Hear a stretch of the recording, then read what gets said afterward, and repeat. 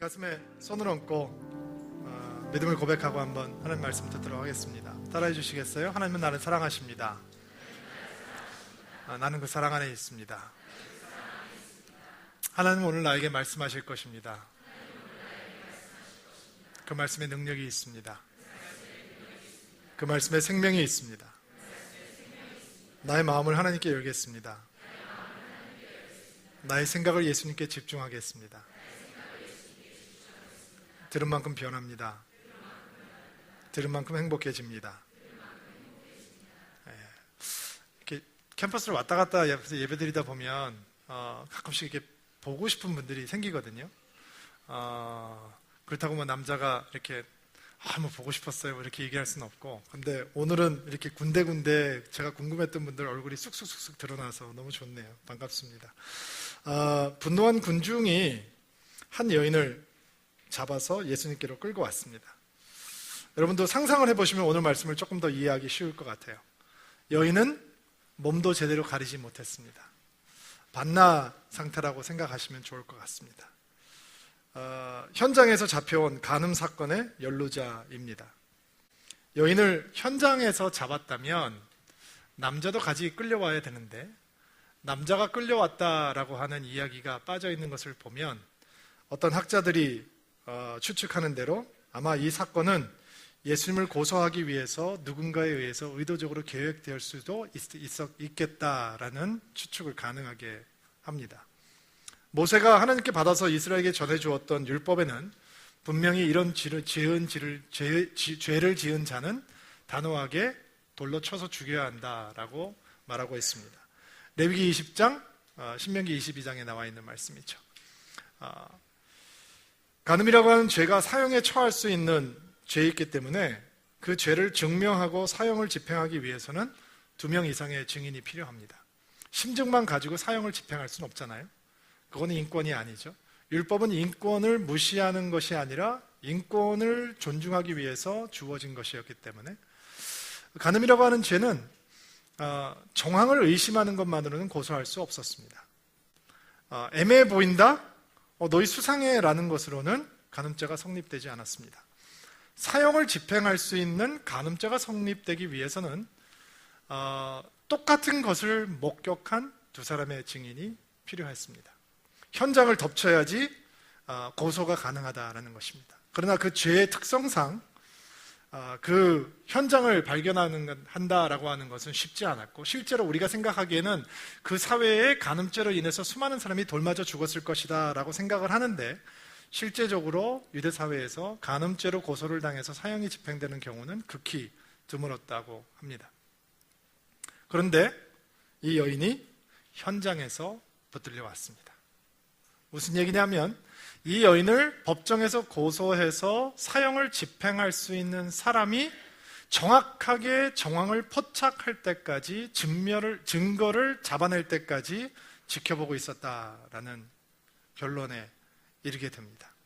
이 여인을 멈추게 할 수도 있었는데, 당신 그러면 안 돼, 이거 위험한 거야, 그러면 죽어 라고 할 수 있는데도 불구하고 이 여인이 누군가와 죽을 죄를 범할 때까지 기다렸다가 어느 누구도 부인할 수 없는 정확한 상황에 덮쳐서 이 여인의 머리끄댕이를 붙들고 예수님 앞에까지 나왔던 것입니다.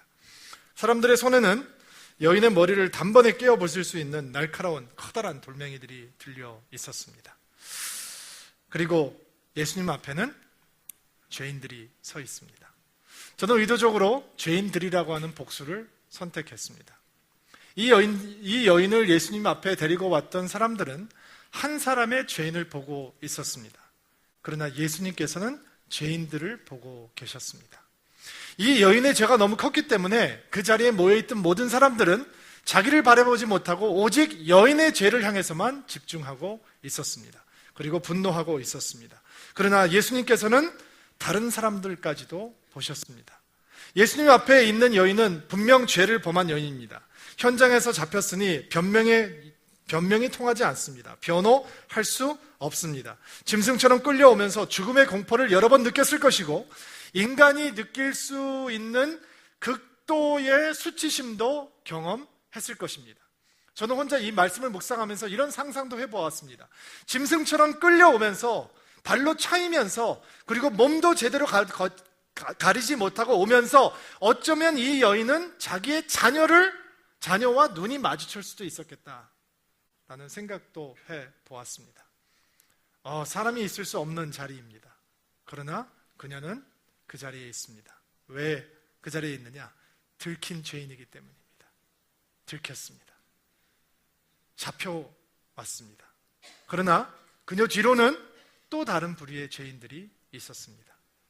손에는 커다란 짱돌을 들고 미간을 찌푸리고 온갖 거친 소리를 하면서 저 여자는 죽어야 돼 라고 얘기하면서 떠들고 있는 부류의 사람들이었습니다. 우리는 이런 질문을 던져보아야 합니다. 이 사람들 왜 이렇게 흥분하고 있는 걸까요? 자기 아내인 것도 아니고 왜 이렇게 흥분을 하고 있는 걸까요? 여러분, 이 사람들 왜 이렇게 흥분하고 있습니까? 자, 그러면 우린 그 질문에 이렇게 답할 수 있을 것입니다. 율법이니까요. 율법에 그렇게 나와 있으니까요. 그러면 우린 또 다른 질문을 던질 수 있겠죠. 그러면 그 사람들이 율법을 철저하게 사랑하고 지키는 사람들이었군요. 절대로 아닙니다. 그들은 율법에 대해서 관심 없었습니다. 하나님에 대한 관심 없었습니다. 우리가 이 시리즈를 시작하면서 세례 요한에 대해서 얘기하면서 여러분, 말라기라고 하는 구약의 선지자가 예언을 한 다음에 몇 년 동안 하나님께서 선지자를 안 보내주셨다라고 얘기를 했었는데 기억나시나요? 몇 년이었죠? 400년이었습니다. 여러분, 4년 동안 침묵을 해도 사람들이 관심이 없어집니다. 40년을 침묵한다면 여러분은 기억에서 완전히 잊혀져 버릴 것입니다. 400년 동안 하나님께서 새로운 메시지를 주지 않으셨습니다. 사람들은 어느 정도로 하나님에 대해서 무관심했냐 하면 메시아가 어디서 나온다고 그래? 라고 얘기했을 때 아는 사람이 없었습니다. 율법을 가진 사람들이, 그렇게 메시아 사상에 사로잡혀 있던 사람들이 메시아가 어디서 온다고 하는 거야? 라고 할 때 찾아보고 연구하는 사람한테 물어본 다음에야 겨우 베들레헴에서 온대 라고 얘기를 할 정도로 그들은 하나님에 대해서 별로 관심이 없었습니다. 그렇다면 왜 이들이 이렇게 분노하고 있는 걸까요?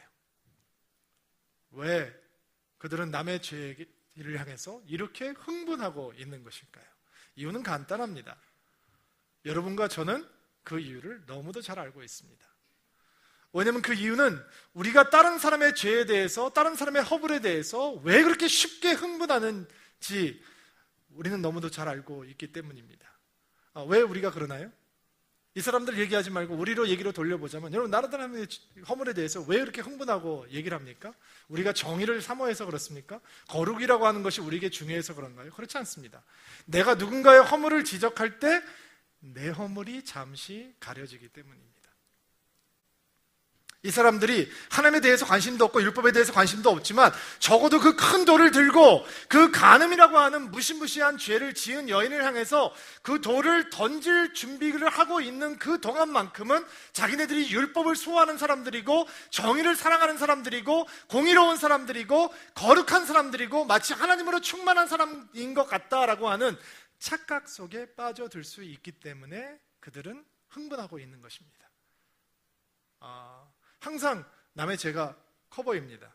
우리 아주 무지한 말이지만 이런 말들이 우리 사회 속에는 있잖아요. 내가 하면 로맨스고 남이 하면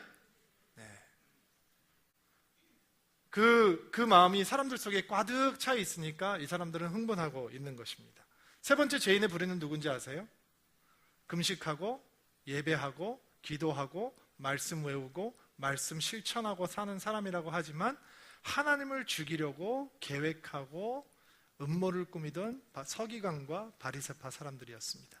눈을 뜨고 있다라고 하지만 눈 감은 소경 같은 자들이었습니다. 예수님께서는 한 여인을 보고 계신 것이 아니라 이 모든 사람을 보고 계셨습니다. 그리고 이 교묘한 함정을 파기 위해서 바리새파 사람들의 질문이 시작이 됩니다. 3절 말씀 보시겠어요? 3절 말씀 한번 읽어주세요. 시작.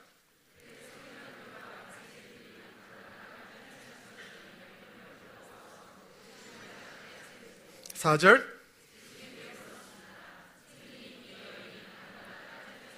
5절.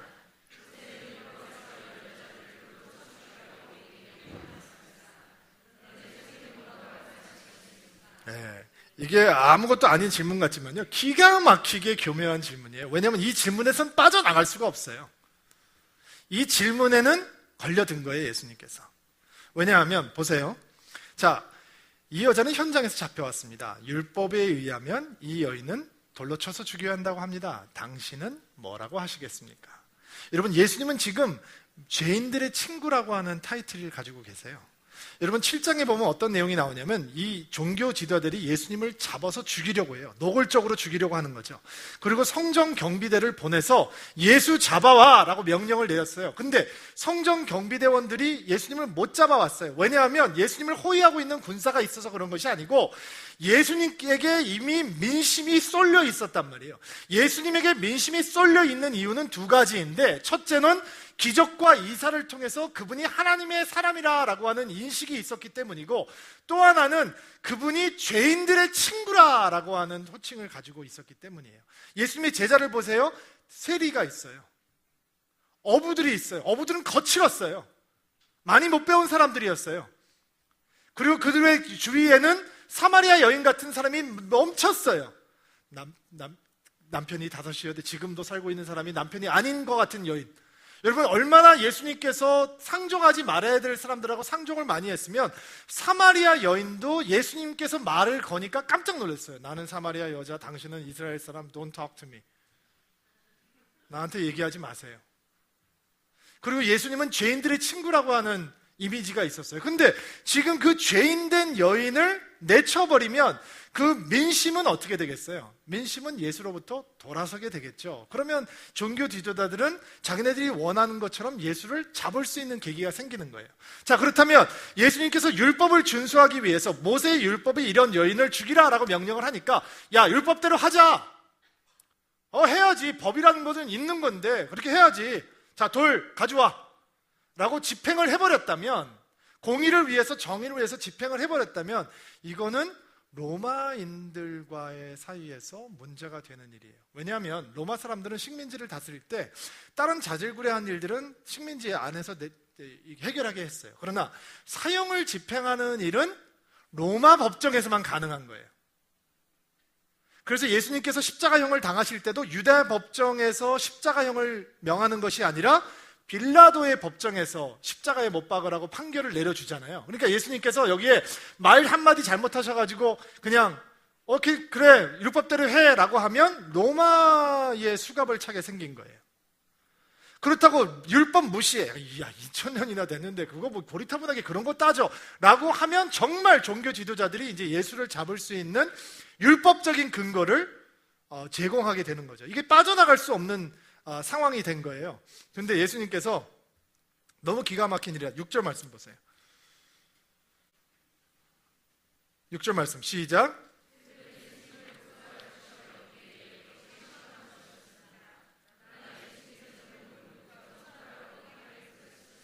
자, 이게 지금 무슨 말이냐면 예수님 앞에다가 여인을 세워놓고 예수님을 함정에 빠뜨리기 위해서, 시험하기 위해서 그에게 질문을 던지는 거예요. 계속 질문을 던지고 있는 거예요. 한 번 던지고 끝난 것이 아니라 이 종교 지도자들이, 바리새파 사람들이 예수님에게 이 여자를 어떻게 할까요? 라고 하는 걸 대답을 해놓고 또 물어보고 대답해봐 빨리 좀 라고 하고 있는 상황인 거예요. 근데 예수님께서 어떻게 행동하시죠? 예수님께서 허리를 굽혀서 땅에다가 손가락으로 글씨를 그적그적 쓰셨다고 얘기했어요. 이게 뭔 행동이 이래요? 여러분, 그 행동이 아무것도 아닌 것 같지만 굉장히 특별한 의미가 있어요. 무슨 특별한 의미가 있냐면 요한복음 8장 1절부터 11절 말씀은요, 아주 오래된 성경 사본에는 빠져 있어요. 성경이 카피본들이 남아 있잖아요. 사본들이 모여서 성경이 이제 하나로 편집이 된 거거든요. 근데 아주 오래되고 권위 있는 오래된 성경 사본을 보면 1절부터 11절까지 말씀, 우리가 읽은 말씀이죠. 그 말씀이 빠져 있어요. 그리고 어떤 성경 사본에는 이 말씀이 누가복음에 들어가 있기도 해요. 대부분의 오래된 사본에는 7장 53절이 끝나고 나면 8장 12절로 이어져요. 그럼에도 불구하고 성경을 연구하는 사본학자들이 1절부터 11절의 내용을 여기에다 놓은 이유가 있는 거예요. 그 이유는 무엇이냐? 첫째로 지금까지 다른 복음서에서 보여줬던 예수라고 하는 분의 정신, 마음, 그 예수가 누구인가, 그의 사역이 무엇에 관한 것인가 라고 하는 것을 너무 적절하게 보여주기 때문이에요. 이 사건 자체가. 두 번째는 바로 우리가 읽은 이 성경 때문이에요. 예수님께서 이런 긴박한 상황에서 빨리 좀 하고 있는데 허리를 굽혀서 땅에다가 글을 즉즉 쓰고 계시는 거예요. 근데 생뚱맞아요. 이 사건의 흐름과 전혀 상관이 없어요. 그러니까 이 기록은 목격자가 기억하지 않고는 전설을 다시 기록하기 위해서 어떤 목적을 위해서 기록하는 사람이라면 쓰지 않을 내용인 거예요. 이 내용이 들어가 있는 유일한 이유는 정말로 요한이 당황스러울 만큼 이렇게 긴박한 상황에서 예수님께서 엉뚱한 행동을 하셨다는 거예요. 이 여자가 죽을 수도 있는데 예수님 말씀 한마디면 죽을 수 있는데도 불구하고 이 여인을 앞에 두고 땅에다 그적그적 거리는 행동이 요한의 마음에 남았던 거예요. Before and after. 말씀을 하기 전과 말씀을 한 후에 똑같이 행동한 것이 요한에게는 상당히 충격이었던 것 같아요. 예수님께서 뭐라고 쓰셨을까요? 너도 똑같아. 너나 잘해. 이렇게 쓰셨을까요? 아무도 모르죠. 아무도 몰라요. 그것을 추측해내는 것은 굉장히 무의미한 일이에요. 여러 학자들이 뭐라고 썼을 것이다 라고 추측을 하는데 그것을 알 수 있는 방법은 딱 한 가지밖에 없어요. 나중에 우리가 천국 가서 주님께 물어보는 거예요. 예수님 그때 뭐라고 쓰셨어요? 근데 사실은 그 행동 자체를 통해서 요한이 이 사건을 기록하고 그리고 이 사건이 진짜 역사적으로 일어났던 사건이라고 하는 진실성에 대해서 우리가 확인을 할 수 있는 거죠. 그러면 예수님께서 끄적끄적거리신 다음에 뭐라고 말씀을 하시냐? 7절 말씀 보세요. 사람들이 그 자리에 서서 계속해서 묻자 예수님께서는 몸을 일으켜 그들에게 말씀하셨습니다. 다 같이 자, 너희 중에 죄 지은 적이 없는 사람이 혹은 죄가 없는 자가 혹은 죄를 향한 욕망이 없는 사람이 먼저 이 여인에게 돌을 던져라. 이게 기가 막힌 말이잖아요.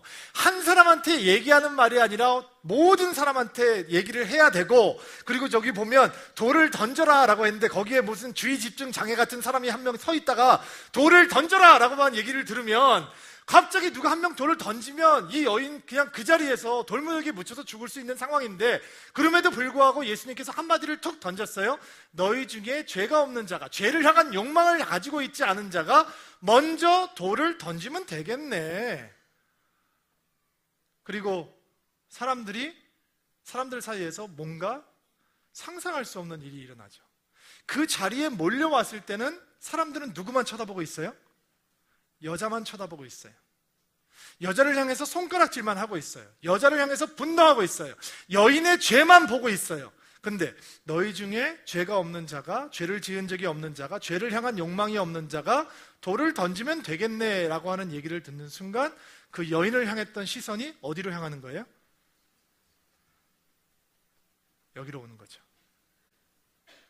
그리고 성경은 그들의 양심이 찔리기 시작했다라고 얘기해요. 그리고 너무 지혜롭게도 늙은 사람부터 돌을 떨어뜨리기 시작해요. 그리고 돌아서요. 그리고 젊은이들도 다 돌을 내려놓고 돌아가기 시작했어요. 여인이 혼자 남아있어요. 예수님께서 몸을 일으켜서 그 여인에게 물어보시죠. 10절 말씀 보세요. 10절 말씀 시작.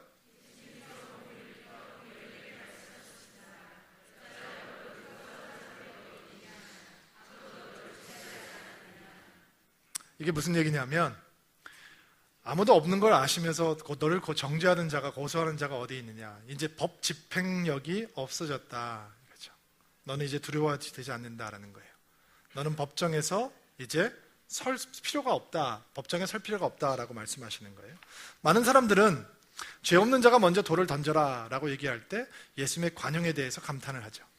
교회가 원래 이래야 되는 거야. 너네 교회 너무 빡빡해. 왜 성경에 보면 예수가 죄 없는 자가 돌을 먼저 던지라 그랬잖아. 근데 왜 교회는 마구마구 세상을 향해서 돌을 던지니? 그러면 안 되는 거야. 이렇게 예수님처럼 넓게 가야지 뭐 그렇게 빡빡하게 살아 라고 생각할 수 있는데, 예수님의 메시지는 그게 아니에요. 그거는 오해예요.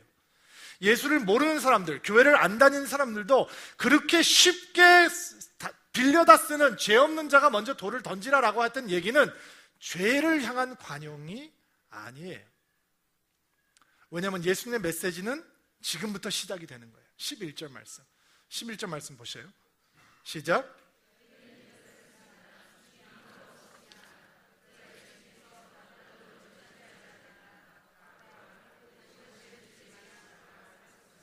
자, 내가 너를 정죄하지 않는다라고 말씀하시죠. 무슨 이런 경우가 없는 메시지가 있어요?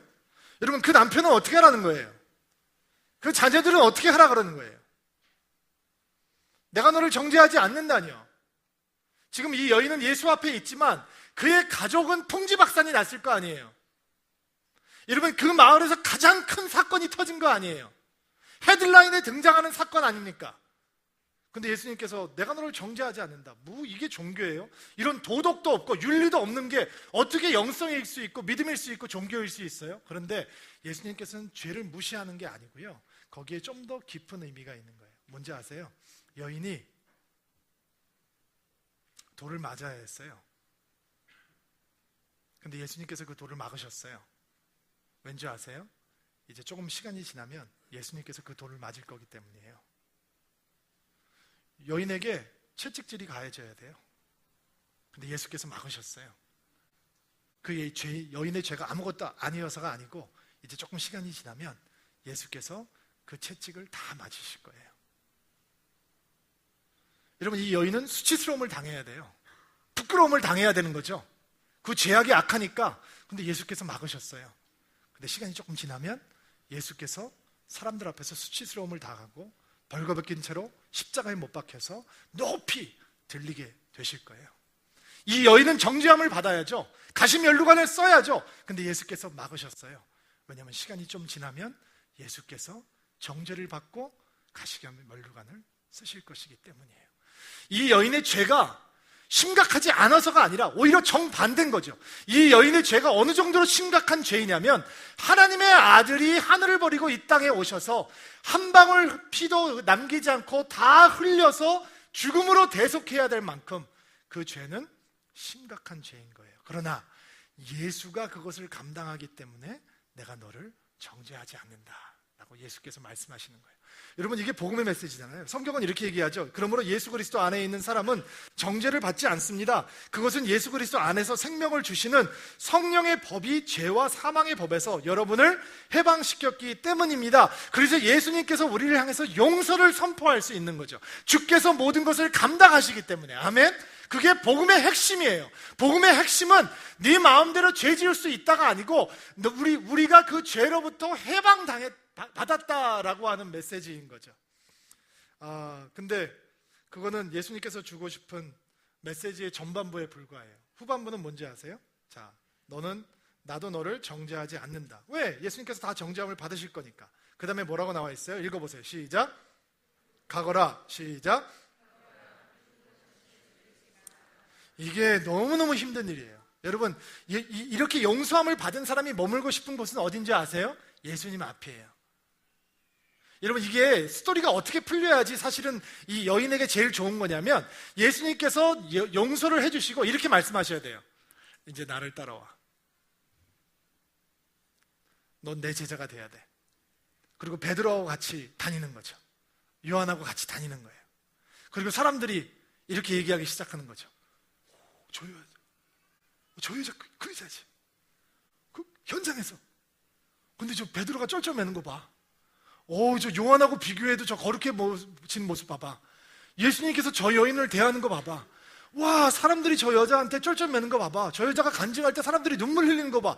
대단하네 라고 하면 얼마나 좋을까요?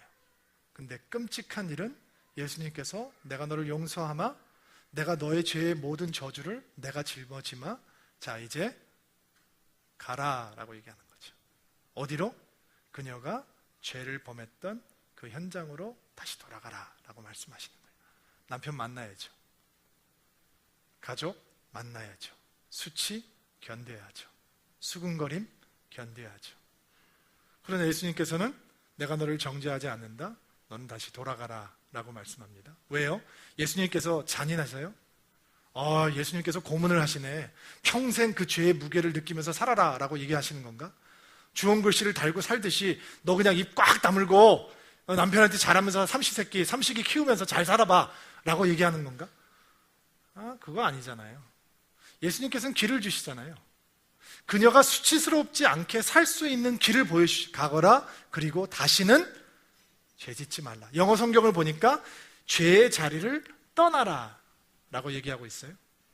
그 죄가 일어나고 있던 현장을 떠나버려라 라고 얘기를 하고 있는 거예요.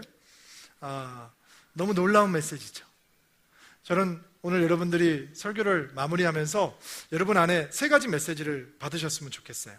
3가지 묵상 포인트를 잠깐 정리해 보려고 하는데, 첫 번째, 오늘 가늠하다 현장에서 잡힌 여인을 통해서 우리가 놓치지 말아야 되는 영적인 메시지는, 진짜 은혜는 다른 사람의 허물을 보는 것이 아니라 나의 허물을 보는 것이라는 것이죠. 이유는 간단해요.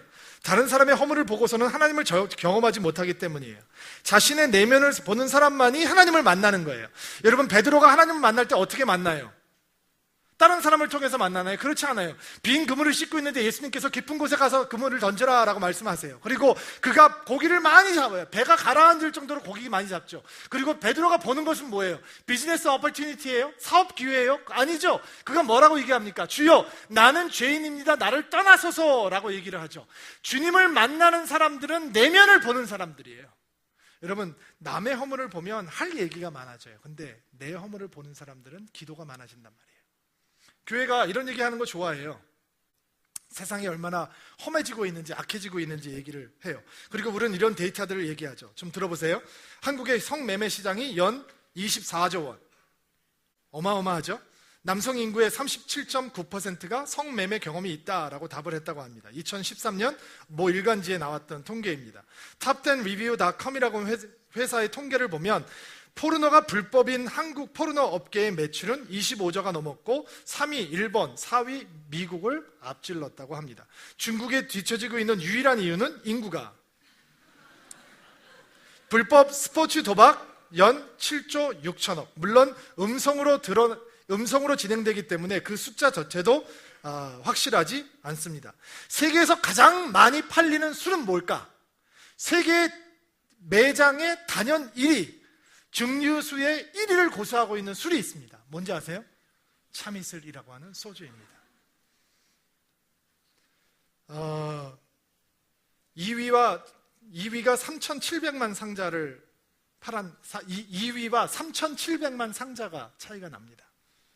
연 소비량이 6,138만 상자. 3위도 한국 제품인데, 물론 소주겠죠?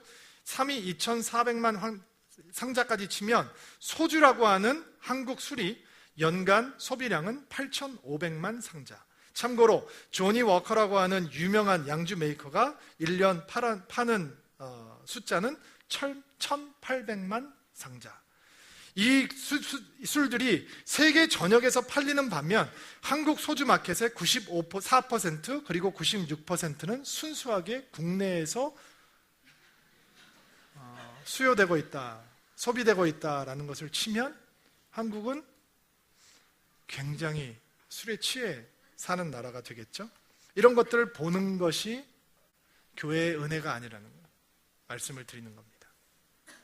이런 숫자를 보면 교회가 교회를 봐야 되는 겁니다. 왜 이런 통계가 나오게 되었는지, 교회가 교회의 역할을 못하게 될 때, 성직자가 성직자의 역할을 못하게 될 때, 성도가 성도의 역할을 놓치게 될 때 우리가 살고 있는 이 땅이 어떻게 변하게 되는지 우리가 우리를 돌아봐야 되는 것입니다. 여러분, 가늠하다 현장에서 잡힌 여인의 이야기 속에서는 우리는 남의 죄를 통해 보면서 흥분하지 말고 너의 죄를 아파하라 라고 하는 하나님의 메시지를 들어야 하는 것입니다. 두 번째 메시지는 뭐냐면, 예수님께서 여인의 죄를 용서하시는 이유는 죄를 짓기 위한 자유를 주기 위한 것이 아니라 죄를 떠나 하나님을 선택할 수 있는 자유를 주시기 위해서였다는 것입니다. 여인에게 예수님께서 가거라 라고 얘기하면서 너 잘 감춰? 또 걸리면 안 돼? 야, 비밀스럽게 좀! 라고 얘기를 하셨다는 게 아니죠. 단호하게 그 자리를 떠나라 라고 말씀을 하셨습니다. 여러분, 우리는 이런 생각을 가끔 할 때가 있습니다. 세상에 있는 이가 우리 안에 있는 이보다 더 크고 강하다라는 생각이죠. 우리 안에 세상의 즐거움을 사모하는 마음이 하나님의 영원한 기쁨을 누리고자 하는 마음보다 더 강렬하다고 생각합니다. 여러분, 속으시면 안 됩니다. 그거 속임수입니다.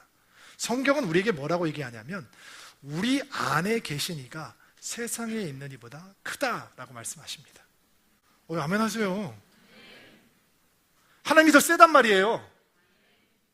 또 성령이 여러분 안에 계신데 여러분이 하나님의 자녀가 된 다음부터는 여러분이 성령의 인도함을 받는 사람들인데 우리의 죄성, 남아있는 육신적인 본성이 그렇게 갈구하는 이 세상의 잠깐의 즐거움보다, 그 즐거움을 간구하는 마음보다 우리는 영원히 없어지지 않을 하늘의 기쁨을 사모하는 마음이 우리 안에 더 강렬합니다. 그것을 인정하면 하나님께서 용서라는 것을 통해서 자유를 주시는 이유를 알 수 있습니다. 우리는 세상을 선택하지 않고 하나님을 선택할 수 있는 겁니다. 그리고 그것이 하나님을 기쁘게 하는 도구가 되는 것입니다. 마지막 하나 더요. 한 가지만 더 생각하고 마무리할게요. 용서의 파워, 예수님께서 베풀어 주시는 그 관역의 능력을 경험하는 자리는 용서를 필요로 하는 사건이 일어났던 우리의 삶의 진짜 현장이라는 것입니다. 아까 말씀드렸죠? 돌아가야 하는 곳이 바로 그것입니다. 그곳에서 변화된 우리의 모습을 보여주는 것이 하나님의 은혜입니다. 여러분, 가까운 사람이 당신이 변했다라고 얘기해야 진짜입니다. 먼 사람들이 얘기하는 것이 아니라 여러분의 가족이, 여러분의 직장 동료들이, 여러분과 같이 놀던 친구들이 이제 여러분은 달라졌다라고 인정해야 진짜입니다. 사람들은 다른 사람의 타락을 향해서 분노합니다. 그러나 성경은 우리에게 그것을 가르쳐 주지 않습니다. 성경은 우리에게 무엇을 향해 분노하라라고 말을 하냐면 무너진 우리의 내면을 보고 가만히 있지 말라라고 얘기합니다. 그것을 거룩한 분노라고 얘기합니다. 우리가 하나님으로부터 멀어져 있는 우리의 내면, 무너져버린 우리의 내면, 다른 사람의 허물은 보되 자기 자신의 허물을 바라보지 못하는 그 내면을 바라보고 분노할 때 우리는 진짜 은혜를 누리는 믿음의 사람이 되는 것입니다. 그런 은혜가 오늘 함께 예배하는 모든 분들에게 있게 되기를 주의 이름으로 축복합니다. 오랫동안 앉아 계셨는데 한번 일어나시겠어요?